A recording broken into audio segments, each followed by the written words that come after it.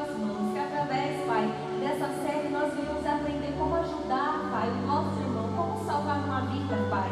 Entender o valor que tem uma vida e o preço que foi pago por ela. Pai, que a nossa mente ela venha ser transformada, renovada, Pai. Que todo pensamento, ó Pai, que tem nos trazido para baixo, seja lançado fora. Pai, que nós venhamos pensar nas coisas do alto, Pai, tudo aquilo que é bom, tudo que é puro, tudo que é de boa fama. Que esse, Pai, seja os nossos pensamentos. Eu te agradeço, Pai, pela equipe de louvor, ó Pai, eu te agradeço pelos louvores que serão exaltados a Ti, Pai, que o Senhor possa receber. Pai, eu creio que mesmo através de uma palestra, Pai, o Senhor vai estar aqui nos ensinando. O Senhor vai estar aqui tocando cada coração com a unção, com o Teu amor, ó Pai, com a Tua graça e com o Teu perdão. Eu creio, Pai, que essa noite é uma noite de crescimento, Pai. É uma noite de nós aprendermos, ó Pai, o preço, Pai, de uma vida, o valor de uma vida e como salvar uma vida, Pai. E creio que nós vamos fazer a diferença, Pai. Depois dessa palavra que nós vamos aprender, nós seremos diferentes e vamos fazer, Pai, essa diferença nessa terra, Pai. Todos aqueles que nos servem, Pai, serão alcançados, tocados pela unção que já foi derramada sobre este lugar. Eu te agradeço por tudo, Pai, em nome de Jesus. Amém. Glória a Deus. Então agora vamos agradecer e louvar com alegria, amém? Aleluia. Vamos celebrar o nome do Senhor, amém?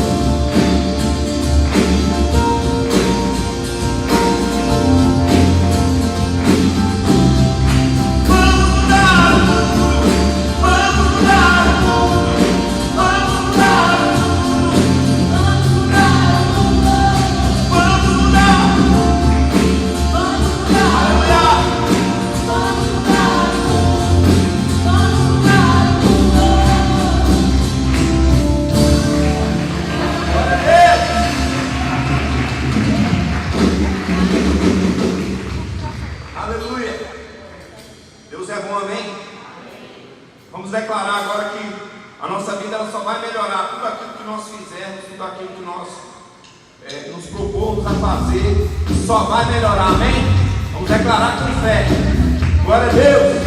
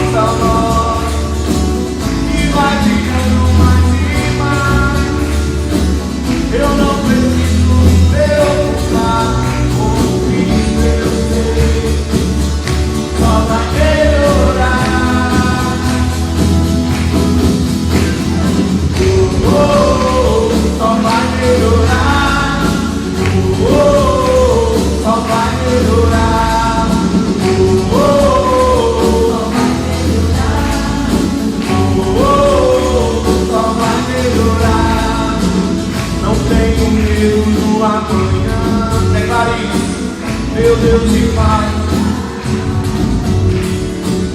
eu creio na tua palavra, é provisão garantida. A minha vida é como a luz da aurora que vai virando. Eu não preciso me preocupar com Cristo, eu sei, só vai melhorar, só vai melhorar.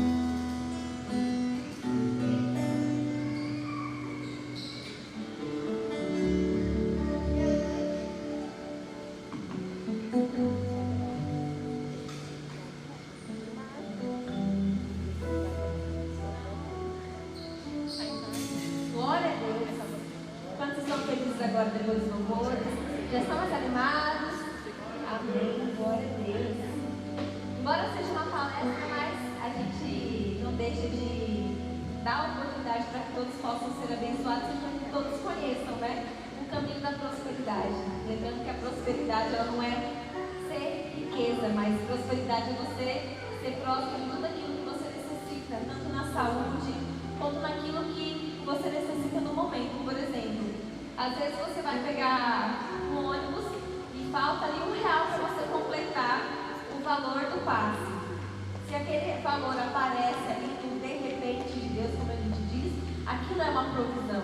Então provisão é aquilo que vai aparecer na sua vida no momento que você precisa. Às vezes vai ser saúde, às vezes vai ser paz, você está num momento de tribulação, passando por uma situação e você precisa naquele momento do quê? Qual é a sua necessidade naquele momento? É paz. Então isso é prosperidade, você ter aquilo que você necessita na hora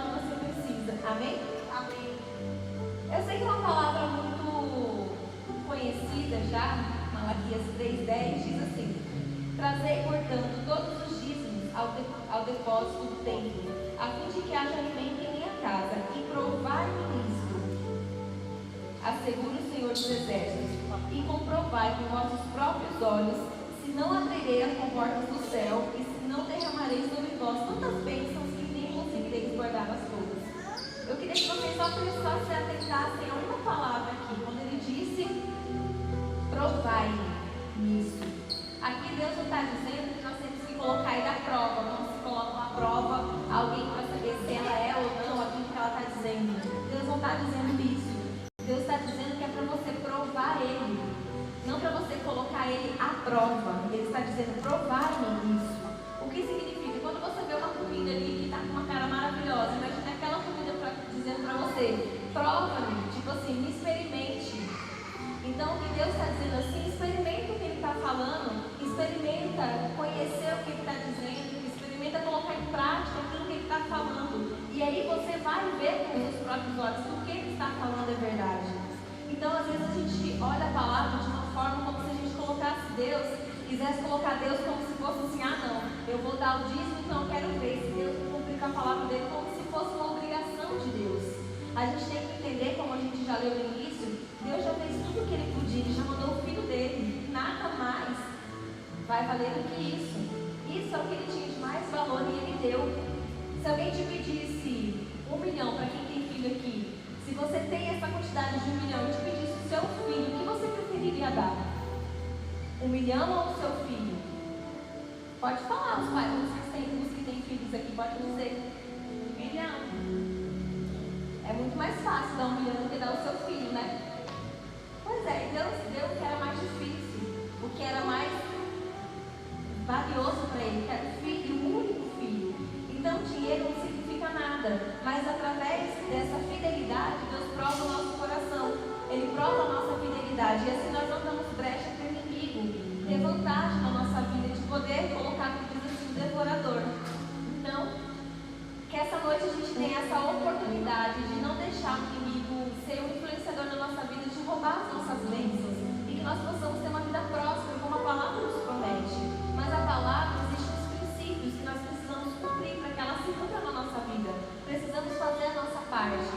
Tudo que a gente vai fazer nessa vida precisa uma ação para que haja uma reação, amém? Todos conhecem isso, que toda ação tem uma reação, amém? Então, para que a palavra cumpra a reação dela na nossa vida, precisa da nossa ação, que é a nossa fidelidade com Deus. Então, o Everton vai entregar o envelope aqui para vocês. Enquanto ele entrega, eu queria chamar aqui em cima o Fábio, o nosso ministro dessa noite. A Bíblia diz que nós temos que dar com alegria, amados, viu? Não é por obrigação. Se você entende que a obra de Deus precisa, que a casa do Senhor precisa, que as pessoas precisam, né, conhecer essa palavra e esse evangelho para ser levado às pessoas, é preciso dinheiro para que isso aconteça. Porque uma pessoa, para ela ser enviada, que seja ao vizinho do lado, que seja a cidade do lado, ao país vizinho ou país distante, é preciso dinheiro para que ela chegue até essa pessoa, amém? Então nós precisamos de recursos para fazer com que essa obra ela avance. E foi assim sempre desde o início, se a gente for dar a palavra, sempre foi assim, sempre houve um sustento, sempre houve pessoas abençoando a obra, amém? Então, se alguém for colocando, já pode ir trazendo. Enquanto isso, eu quero apresentar para vocês o Fábio, que é o nosso, como diz assim, a gente pode dizer que é como se fosse o nosso parceiro. Eu queria que vocês aplaudissem ele.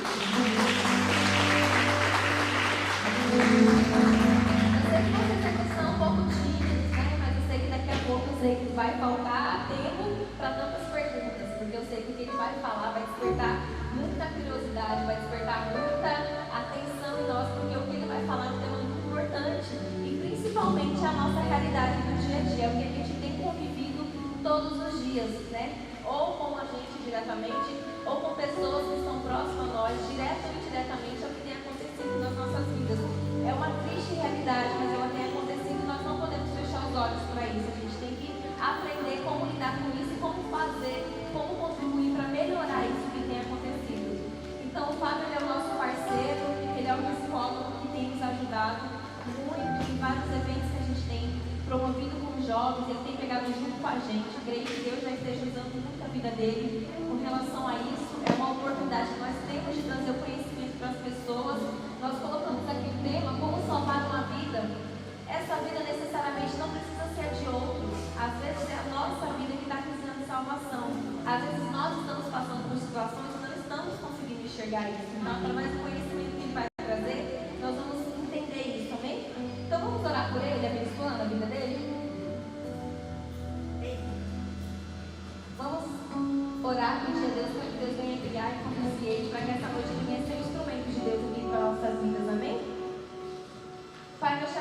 agradecemos pela vida do Fábio, Pai. Te agradecemos pela disponibilidade do coração dele em te servir, Pai. Sabemos que ele está fazendo isso para o Senhor, ó Pai. E esta é uma oportunidade que nós temos de trazer, Pai, luz, Pai, a todos nós, ó Pai, através do conhecimento. Que o Senhor venha usar ele como instrumento, Pai. Que o Senhor venha colocar as palavras na boca dele. Que o Senhor venha trazer estratégias, instruções. Que o Senhor venha despertar em nós, ó Pai, o desejo de conhecer, o desejo de aprender, o desejo de fazer a diferença, Pai. O desejo de ser também, Pai, se tornar um canal de bênção do Senhor aqui nesta terra. Pai, que ele venha prosperar em tudo que ele fizer, Pai. Que a vida dele venha a ser próspera, que tudo que ele tocar, Pai, venha prosperar. Obrigado, Pai, pela obediência dele a Ti em primeiro lugar.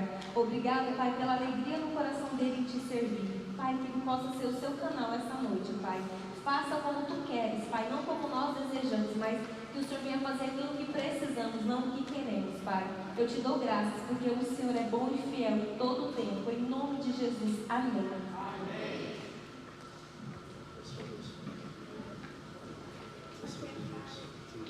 Boa noite, tudo bom com vocês? Bom, continuando o que a gente começou há 15 dias atrás, eu escolhi talvez hoje um tema muito mais espinhoso do que o mundo, mas ele tem tudo a ver com o mundo.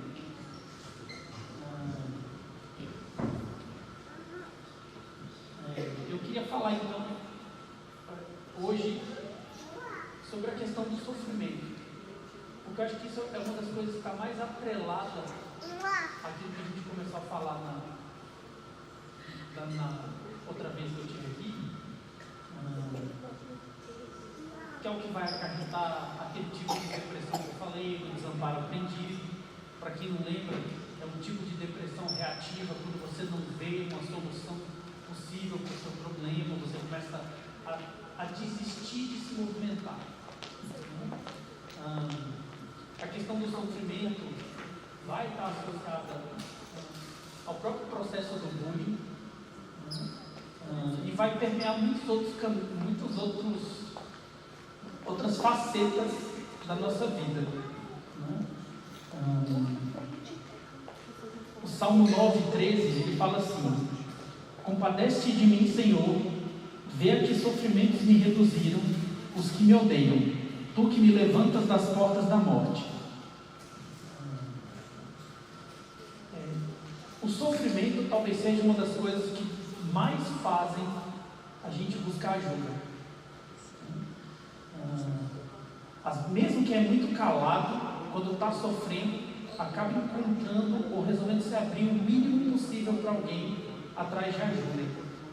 Porque sofrer já é ruim. Sozinho então é pior.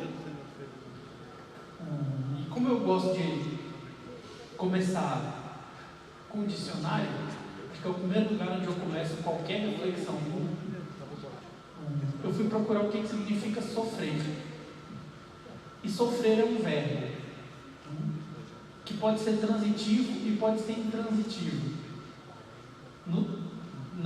Como verbo transitivo significa ser afligido por, padecer, receber uma ação, passar por, experimentar, admitir, permitir, consentir, ser vítima de, passar por algo danoso ou desagradável, suportar, tolerar, sofrer de, ter dores, doença, ser atormentados ou padecer.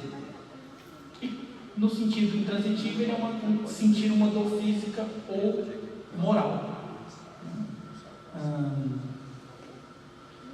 O sofrimento, ele é uma característica também interna. Pode parecer um pouco loucura, mas a gente aprende a sofrer. Se a gente pegar uma criança tipo o Gustavo, que estava por aqui brincando, essa criança, antes de falar, ela não consegue dizer que está doendo, então ela também não sente dor. Como assim, Fábio? Imagina que ela vem correndo, tropeça, cai e rala o joelho. O que ele sente? Ele sente a fricção, ele sente que esquentou, Ele sente começando a ficar úmido porque começa a sangrar. Isso é o que ele sente. Ele não sabe outra coisa para dizer aquilo. E aí o pai e a mãe correm e a primeira coisa que faz é: tadinho, fez dodói. E ele começa a chamar aquilo que acontece no joelho de dodói. Mas ele não sente dodói. Ele sente o joelho ardendo, ele sente que ralou, ele sente que está ardendo, que está queimando. Não chama de dor. Então, passada essa fase do estímulo, a gente vai ter o aprendizado verbal. Que é isso? Vai falar: fez dodói.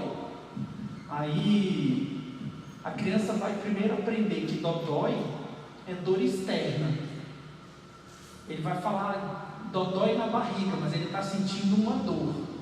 Ele vai aprender o conceito. A gente vai saber que ele aprendeu o conceito de dor quando ele começa, por exemplo, perde o cachorrinho que ele criava, o cachorrinho morreu, né? E ele fala: mamãe, está doendo aqui dentro. Não tem nada doendo ali, mas o sentimento passou a ser nomeado de dor, porque ele aprendeu que o desconforto, o incômodo é chamado de dor na nossa cultura. E outra forma que a gente aprende o sofrimento é observando os outros. Observando os outros ensinam para a gente dois tipos de sofrimento: o nosso e o que a gente deveria sentir. Os agravantes que aumenta esse sofrimento, e aí já numa idade mais avançada, a partir dos 8 anos, é que você começa já a ter uma ideia do que deveria ser a vida. Então a criança tem a ideia do que deveria ser a família, que o pai deveria morar com a mãe, que Natal deveria ganhar brinquedo, e vai andando por aí. Quando você chega na adolescência, você também tem uma idealização do que deveria ser a sua adolescência. Você acha que você já devia ter logo uma namorada, já devia ter logo um carro, você devia ser rico, passar férias na Disney. Você vai ficando mais velho, aí as idealizações aumentam, e com isso o sofrimento aumenta. Outra coisa que tem contribuído muito para esse aumento do sofrimento é a questão das mídias sociais. Primeiro, porque ela cria um eco muito rápido do que está acontecendo na vida das pessoas ao seu redor. Depois, porque ela alimenta, né, o que eu acho que é um dos fatores que agravam bastante o sofrimento, que são as falsas crenças. A crença de que você merece mais do que de repente você tem. Eu lembro de uma vez eu estava no supermercado e tinha um menino, mais ou menos uns 25 anos assim, conversando com a mãe e falando para a mãe, falou: mãe, eu vou pedir demissão do emprego. Aí a mãe dele perguntou: mas por que você vai pedir demissão do emprego? Ele falou assim: porque já tem 1 ano que eu trabalho lá e eu ainda não fui promovido. E o menino não estava brincando, ele estava sofrendo mesmo com aquilo. E a mãe falou: tá, mas o que você fez para ser promovido? E ele falou: eu trabalho lá 1 ano. Esse tipo de crença falsa, de que o simples fato de você estar lá já justifica a sua promoção, traz para ele, por exemplo, um sofrimento de achar que não estou sendo valorizado. Se a gente for observar na nossa vida, várias situações a gente tem assim. A gente acha que a pessoa deveria valorizar mais, sei lá, quando eu arrumo meu quarto, a minha mãe deveria me valorizar mais. Não sei. Talvez sim, talvez não. Vai depender de como é que é essa dinâmica familiar de vocês. Mas a gente tem o dom de achar que a gente merece mais do que o que a gente tem. E nesse sentido, isso acaba agravando muito o nosso sofrimento. Outra coisa que agrava o sofrimento são regras artificiais, do tipo: não, com 18 anos eu já tenho que ter um carro, ou eu já vou casar e morar na minha casa própria. gente vai criando e estabelecendo metas que às vezes são inalcançáveis. Isso faz com que a gente sofra. Sei lá, se a gente for trazer para um contexto de escola, quer dizer, eu tenho que ser popular, eu tenho que ter ótimas notas, não que não tenha, mas assim, a gente pode ter, se isso for uma regra, deixa eu explicar a questão da nota com essa questão da regra artificial. Imagina que você tem uma regra que você tem que ser um aluno nota 10, tá? Só que num determinado bimestre você foi atropelado e perdeu alguns dias de aula em função de engessar a perna e esperar o gesso secar. Não vamos nem esperar que é muito tempo não. E nisso você perdeu uma determinada prova, e quando você vai fazer, você está nervoso e você tira 8,75. Cara, isso não vai atrapalhar, você vai passar de ano do mesmo jeito. Se você não consegue fazer essa calibragem de que você sofreu um acidente e que por isso você diminuiu o seu desempenho, essa é uma regra que vai te atrapalhar muito na sua vida, conforme você avança nos problemas mais adultos. E é engraçado porque, principalmente em contextos religiosos, a gente também atribui ao ser divino essa responsabilidade de ficar recompensando a gente na medida que a gente de repente acha que merece. Eu separei aqui alguns exemplos bíblicos para a gente depois conversar um pouco, mas a gente às vezes esquece que a gente já ganhou talvez o presente mais caro que pudesse ganhar, né? Como a Sheila estava falando, Deus deu o próprio Filho dele para que a gente ganhasse a salvação da condenação eterna. E muitas vezes isso não é suficiente em vários contextos, principalmente protestantes, onde você vai achar que você tinha que ter uma BMW. Porque sim, porque alguém ganhou, eu também tenho direito. Eu tenho fé igual. Só que não é bem por aí. As coisas acontecem na vida.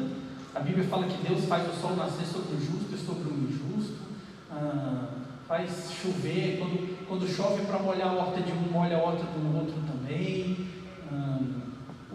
O jeito que Ele organizou o mundo faz com que pessoas às vezes tenham mais e outras tenham menos. Até porque também é difícil a gente classificar o que é mais e o que é menos. Uma vez eu estava conversando com uma colega, a gente já tempo que não se via, encontramos, e aí ela perguntou, e aí, como é que tá? Eu falei, não, estou bem, estou trabalhando aqui, eu casei, tenho filho e tal, e você, como é que você está? E aí ela começou a contar da vida dela, que ela tinha terminado a graduação, tinha ido logo para o mestrado, e aí já tinha ido direto para o doutorado, e estava fazendo pesquisa em tal e tal área, e estava dando aula em tal e tal lugar, e eu por dentro já estava assim, poxa, eu podia ter ido por esse caminho também. Nossa, a impressão que eu tinha é que a vida dela estava melhor que a minha. E aí quando ela terminou de contar tudo isso, antes de eu falar qualquer outra coisa, ela emendou, mas eu devia ter feito que nem você, porque eu não curti meu filho crescendo, meu filho está com 18 anos, eu perdi meu casamento, eu separei, minha vida está uma bagunça, e você parece que está tão tranquilo. Aí eu falei, minha vida está melhor que a dela. Até isso, essas crenças que a gente tem, controlam o tanto que a gente sofre, até mesmo no bullying, porque se a gente se levar a sério demais, a pessoa faz qualquer piada com a gente e a gente vai querer se defender, vai se meter num monte de encrenca, porque, cara, apelido quando você está na fase de escola, se você reagir mal, pega. Porque Aí é que é legal, você vai zoar o cara vai ficar sem graça, a galera vai entrar na brincadeira, e aí o apelido pega. Se você não entra na brincadeira, o apelido não pega. Como eu falei da última vez aqui, cara, eu era vítima de bullying direto, eu era gordo, usava óculos, era baixinho e tinha 4 caninos superiores porque os de leite não caíram e os definitivos começaram a crescer. E sempre